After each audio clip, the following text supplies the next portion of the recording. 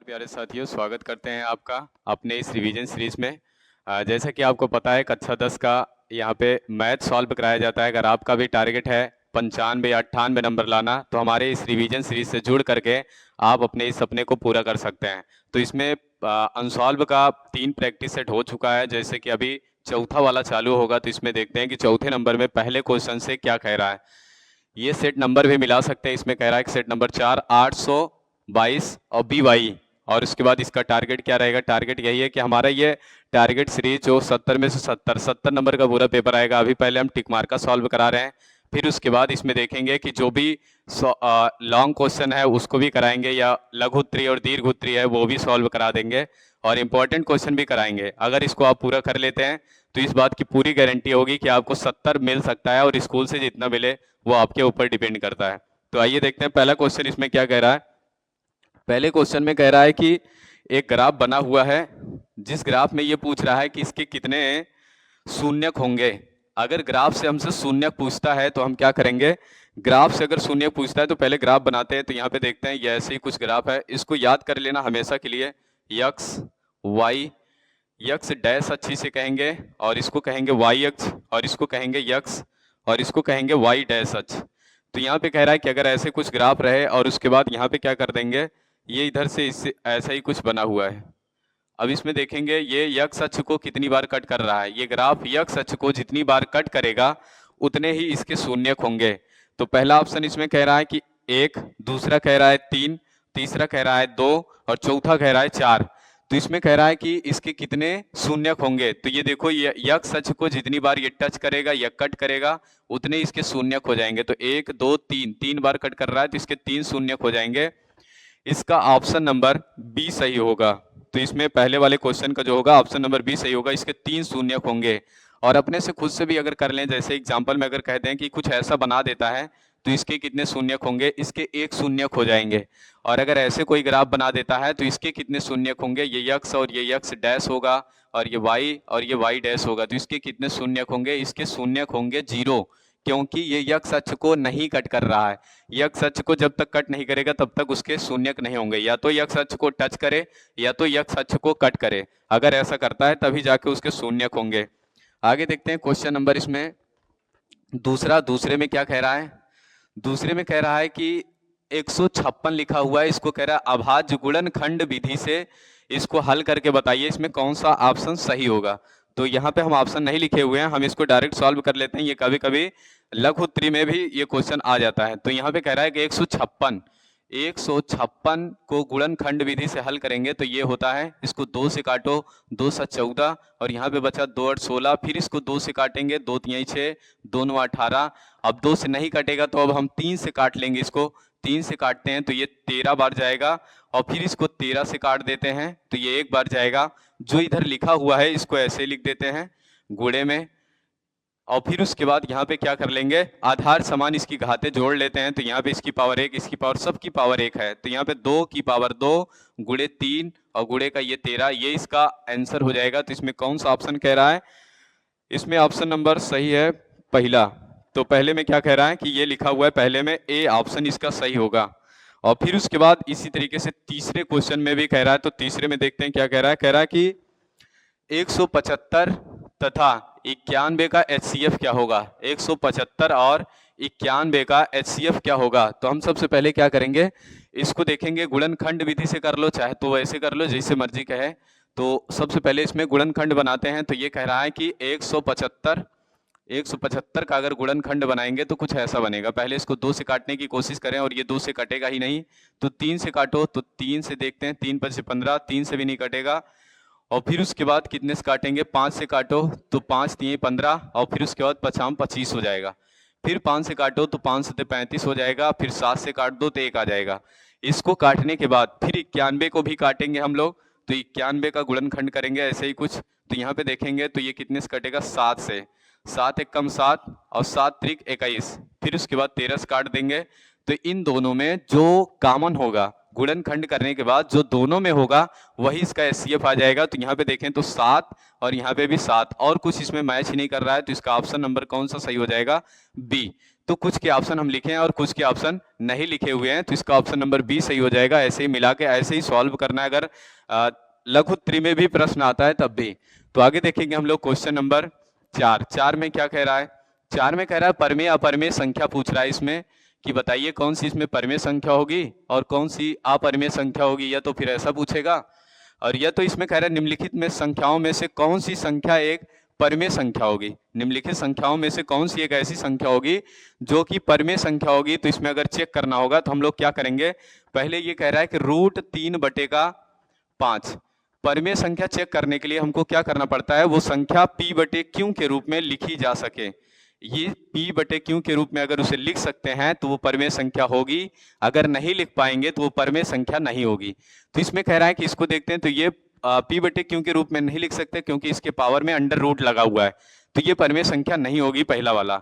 और फिर उसके बाद इसमें देखेंगे तो यहाँ पे लिखा है 2 और गुणे का रूट में 7, अगर इन दोनों का गुणा करा देंगे तो ये बन जाएगा √14, तो ये परमेय संख्या नहीं है। इसको भी हम क्या नहीं कर सकते हैं, p/q के रूप में नहीं लिख सकते हैं। लेकिन ये तो कंडीशन है ही कि p/q होना चाहिए, लेकिन इसके साथ साथ ये भी कंडीशन है कि यहाँ पे q का मान जो है वो 0 नहीं आना चाहिए। अगर q का मान हम 0 रख देते हैं तो ये परमेय संख्या फिर नहीं होगी। तो यहाँ पे अगले वाले में देखते हैं, तो इसमें क्या लिखा है, सी वाले ऑप्शन में इसमें एक सूत्र लग जाता है।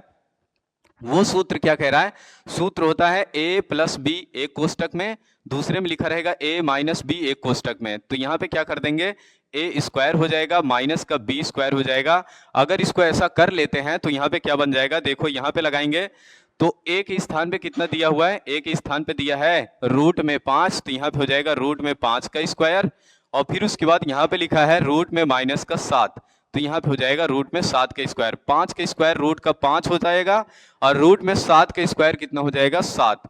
इसको जैसे ही घटाते हैं तो ये -2 आ जाएगा और इसको हम p/q के रूप में लिख सकते हैं।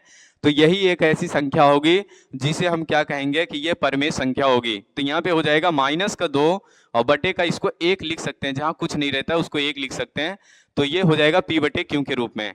तो ऐसे ही हम इसको चेक करेंगे और यहाँ पे रूट में 12 लिखा है तो ये भी परमेय संख्या नहीं होगी, क्योंकि ये अंडर रूट में है और अंडर रूट चाहे 2 कहेगा ये भी अपरमेय संख्या है, रूट में 3 कहेगा ये भी अपरमेय संख्या है, और फिर उसको रूट में 5 कहेगा ये भी अपरमेय संख्या, √7 कहेगा ये भी अपरमेय संख्या है। अगर हम किसी अपरमेय संख्या में किसी परमेय संख्या से गुणा कराते हैं तो वो भी अपरमेय संख्या बन जाती है। जैसा कि यहाँ पे देख रहे हैं रूट में 12 लिखा हुआ है, इसको हम क्या लिख सकते हैं, इसको लिख सकते हैं 2 × 2 × 3।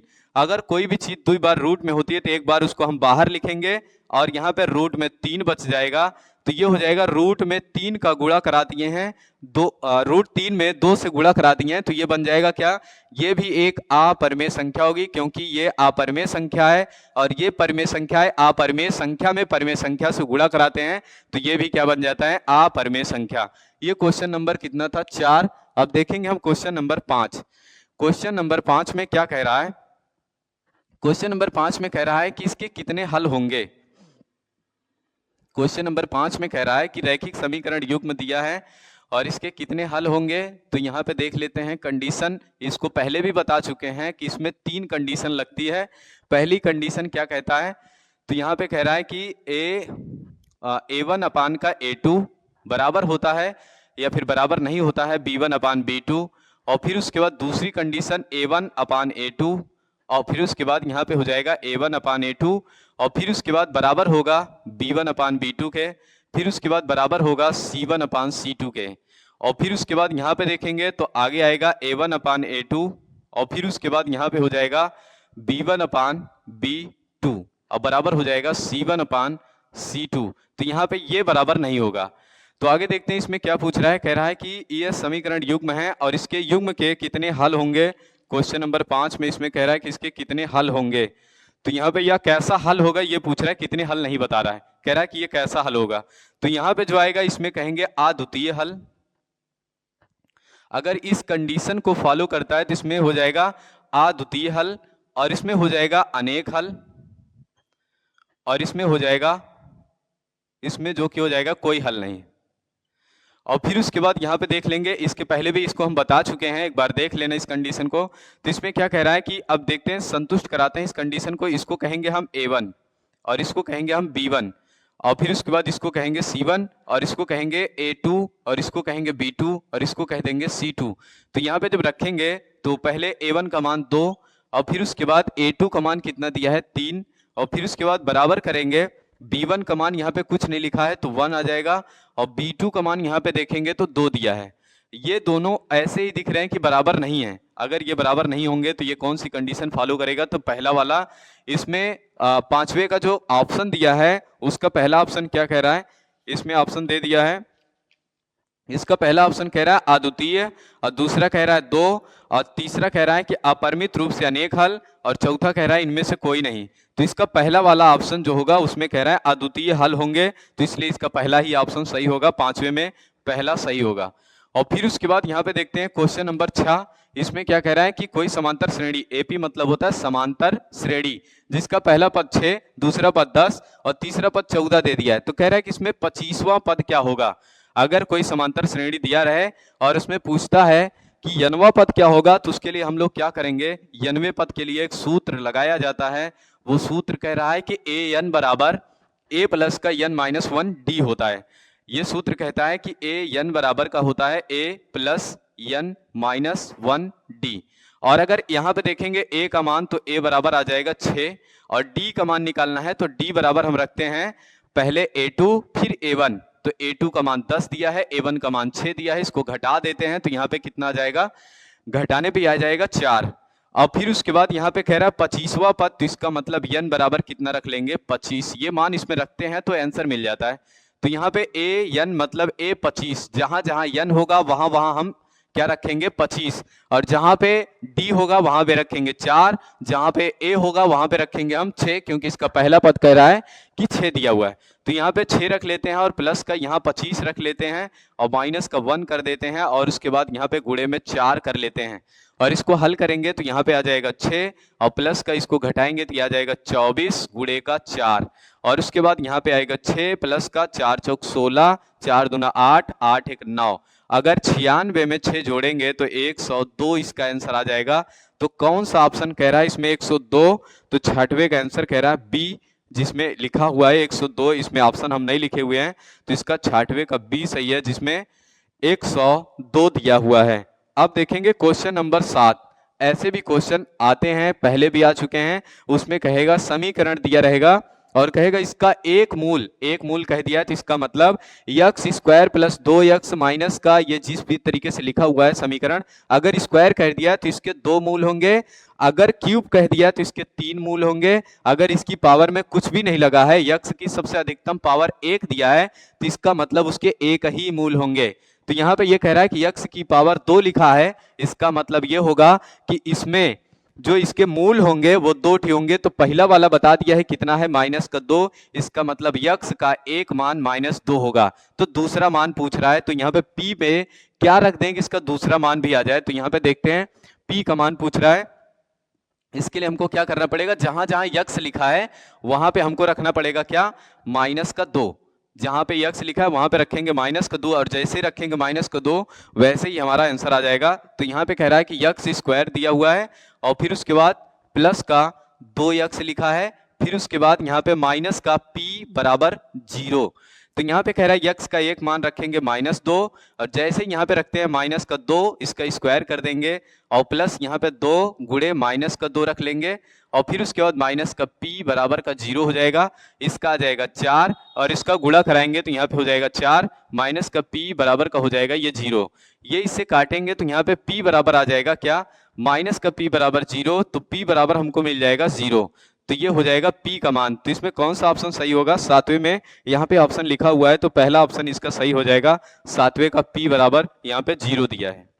आइए देखते हैं क्वेश्चन नंबर 8। इसमें क्या कह रहा है, 2 बिंदु दिया है, 2 बिंदुओं 2,3 और 4,1 के बीच की दूरी पूछ रहा है। तो इसके लिए हमको क्या करना पड़ता है, एक सूत्र लगाना पड़ता है, d बराबर अंडर रूट के अंदर x2 माइनस x1 का होल स्क्वायर और प्लस y2 माइनस y1 का होल स्क्वायर। और यहाँ पे देखेंगे सबसे पहले हम x1 और y1 का मान कितना रखेंगे, तो x1 का मान यहाँ पे हो जाएगा 2, जो आगे लिखा रहता है वो x1, फिर इधर जो लिखा रहेगा वो y1, तो यहाँ पे y1 का मान कितना आ जाएगा 3 और x2 का मान कितना आ जाएगा 4, x2 का मान आएगा 4 और y2 का मान कितना आ जाएगा, यहाँ पे y2 का मान आएगा 1। जब इसमें रखेंगे तो d बराबर आएगा अंडर रूट के अंदर x2 का मान यहाँ पे 4 और x1 का मान यहाँ पे आ जाएगा 2 और इसका करेंगे होल स्क्वायर और प्लस, फिर उसके बाद यहाँ पे रखेंगे y2 का मान रखेंगे 1 और y1 का मान रखेंगे माइनस का, यहाँ पे 3 दिया है तो ये -3 बन जाएगा। तो d बराबर हो जाएगा अंडर रूट के अंदर यहाँ पे आएगा 2 का स्क्वायर और फिर उसके बाद यहाँ पे हो जाएगा -2 का स्क्वायर और जैसे ही इनका स्क्वायर करेंगे तो ये बन जाएगा कितना, ये होगा 4 और ये भी हो जाएगा प्लस का 4, दोनों को जोड़ देंगे तो यहाँ पे आएगा अंडर रूट के अंदर 8 और इस 8 को हम क्या लिख सकते हैं, 8 को लिख सकते हैं 3 बार 2, यहाँ पे लिखेंगे 2 गुणे 2 गुणे 2। तो फिर उसके बाद d बराबर यहाँ पे आएगा, जब 2 अंडर रूट में कोई भी चीज अगर 2 बार लिखी रहती है उसको एक बार हम बाहर लिख सकते हैं, तो यहाँ पे हो जाएगा 2 रूट में 2। तो इसका कौन सा ऑप्शन सही होगा, इसका ऑप्शन नंबर बी सही होगा। तो आप लोग भी इसको सॉल्व करते रहा करो कि इसका कौन सा ऑप्शन सही होगा, पहले से हमसे पहले सॉल्व करके और इसमें कमेंट कर दिया करो कि इसका आंसर यही आएगा। तो फिर उसके बाद इसका एक बार स्क्रीनशॉट कर लो। फिर उसके बाद देखते हैं क्वेश्चन नंबर 9 में क्या कह रहा है। 9 में तो ज्यादा सॉल्व नहीं करना है, तो उसमें क्या कह रहा है, कह रहा है कि त्रिज्या r वाले एक वृत्त, पहले हम इसको बनाते हैं कि त्रिज्या एक वृत्त बनाते हैं जिसकी त्रिज्या क्या कह रहा है, इसकी त्रिज्या कह रहा है कि r दिया हुआ है, कह रहा है एक वृत्त ये है, वृत्त ऐसा कुछ बना है और इसकी त्रिज्या कितना दे दिया है, कह रहा है इसकी त्रिज्या होगी r, तो यहाँ पे त्रिज्या इसकी बना देते हैं r।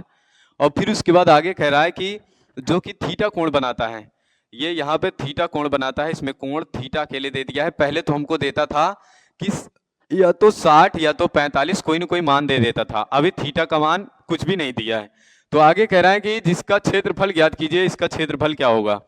तो हम देखते हैं इसका क्षेत्रफल कैसे ज्ञात करते हैं, त्रिज्य खंड का क्षेत्रफल, तो यहाँ पे होता है त्रिज्य खंड और फिर उसके बाद का क्षेत्रफल, ये इतना लिखते हैं। तो फिर उसके बाद इसके बराबर होता है थीटा अपान 360 और फिर उसके बाद पाई r स्क्वायर, ये इतना होता है। लेकिन ये कह रहा है कि देखते हैं इसमें कोई ऑप्शन मैच कर रहा है कि नहीं। तो यहाँ पे पहला ऑप्शन देखें तो यहाँ पे नहीं दिया हुआ है, ये किसका सूत्र है, ये सूत्र है अगर इसमें कह देता है कि चाप की लंबाई ज्ञात कीजिए तो होता है सूत्र थीटा अपान 360 2 पाई r, ये चाप की लंबाई का सूत्र होता है। फिर उसके बाद ये वाले सूत्र में देखें तो यहाँ पे दिया तो है पाई r स्क्वायर थीटा भी, लेकिन नीचे 360 नहीं दिया है, 180 दे दिया है। और फिर उसके बाद इस वाले में जाते हैं तो इसमें भी ऐसा ही कुछ लिखा है, शायद ये ऑप्शन मैच कर रहे हैं, थीटा पान 360 2 पाई r, ये मैच कर रहा है। तो यहाँ पे दिया है कि ये भी दे दिया है, ये यहाँ पे दे दिया है पाई r स्क्वायर है और इसमें ऊपर 2 दे दिया है। अगर इस 2 का इससे भाग कर दें तो यहाँ पे 3 दूना 6 और बचा, और फिर उसके बाद 6 दूना 12, यहाँ पे हो जाएगा 0। तो मतलब ये ऑप्शन कौन सा कह रहा है, थीटा अपान 360 पाई r स्क्वायर, तो इसका ऑप्शन नंबर डी सही हो जाएगा। बाकी इस फॉर्म में डायरेक्ट नहीं लिखा था, वो कह रहा था कि अगर ऐसे लिख देंगे तो तुम लोग भी जान जाओगे, तो इसलिए वो ऐसा नहीं लिखा, उसमें क्या कर दिया है 2 से ऊपर नीचे गुणा करा दिया है। चाहे तो हम ये भी कर सकते हैं कि इसमें 2 से ऊपर नीचे गुणा करा दें इसी वाले सूत्र में, इसमें अगर 2 से ऊपर नीचे गुणा कराते हैं तो 2 इधर हो जाएगा 2 इधर हो जाएगा, गुणा कराएंगे तो ये आएगा थीटा 2 पाई r स्क्वायर बटे में यहाँ पे हो जाएगा, इसके नीचे आ जाएगा कितना 360 का दूना होता है 720, तो ये आंसर आ जाएगा। तो इसे डायरेक्ट लगा सकते हैं कि ऑप्शन नंबर डी इसका सही होगा। तो इसमें चाप की लंबाई का भी सूत्र याद रखना, यल बराबर होता है थीटा अपान 360 और 2 पाई r, ये हो जाएगा। इसमें चाप की लंबाई ये होती है इधर, इसको हम यल से लिखते हैं, अगर कभी ऐसा पूछे तो ये वाला सूत्र लगा के सॉल्व कर देना। तो आगे देखते हैं क्वेश्चन नंबर 10, इस 10 नंबर में क्या कह रहा है। 10 नंबर भी एक क्वेश्चन अच्छा ही है, ये फिर से आ गया ट्रिपलेट, और हम इसको हमेशा करते हैं ट्रिपलेट से। और उसमें कह रहा है कि यहाँ पे कोई एक दे दिया है क्या, 3 सेंटीमीटर त्रिज्या वाले एक वृत्त के केंद्र से 5 सेंटीमीटर दूर स्थित किसी बिंदु से वृत्त पर खींची गई एक स्पर्श रेखा की लंबाई क्या होगी। तो मतलब ये कह रहा है कि एक वृत्त है और उसके बाद यहां से इसकी त्रिज्या दे दिया है कितना 3 सेंटीमीटर, और यहां से इसकी स्पर्श रेखा एक किसी बिंदु से यहां पे खींचा गया है और फिर उसके बाद यहां पे इसको मिला दिया गया है।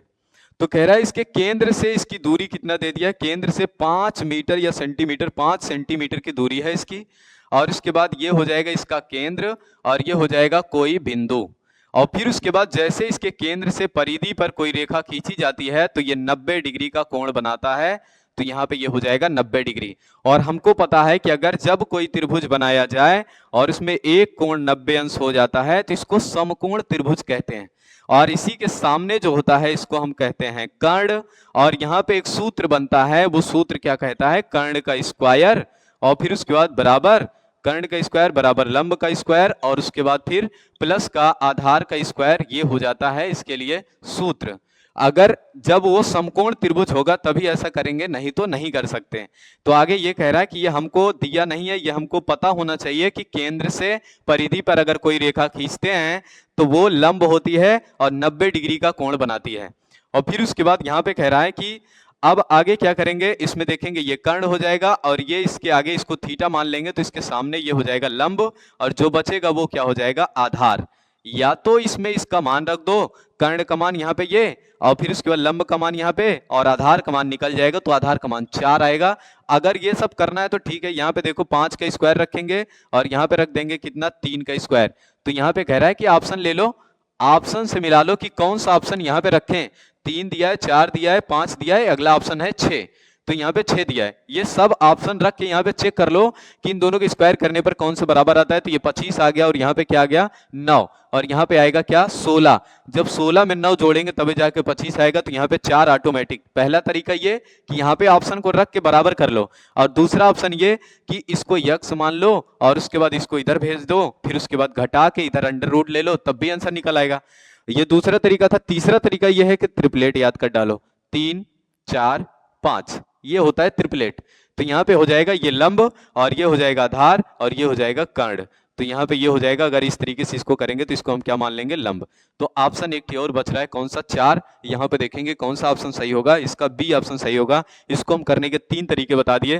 तो इसी तरीके से बता रहे हैं, त्रिकोणमिति या फिर कोई भी चैप्टर हो, अगर आप जानना चाहते हैं कि बहुत अच्छे ढंग से या बहुत अच्छे तरीके से, तो हमारे इस चैनल को सब्सक्राइब कर लो ताकि जो भी इस पे वीडियो डाली जाए वो उसका नोटिफिकेशन या वह वीडियो तुम्हारे पास जल्दी पहुंच जाए, तुरंत ही पहुंच जाए। और उसके बाद इस क्वेश्चन को, फिर उसके बाद जितनी सीरीजें हैं ये सारे आप क्वेश्चन इसको कर लो। करने के बाद तभी जाके ये उम्मीद रहेगी कि हाँ अच्छा से अच्छा नंबर आएगा, नहीं तो हमारे कहने से कुछ नहीं होगा। आप जब तक इस क्वेश्चन को करेंगे नहीं या लिखेंगे नहीं।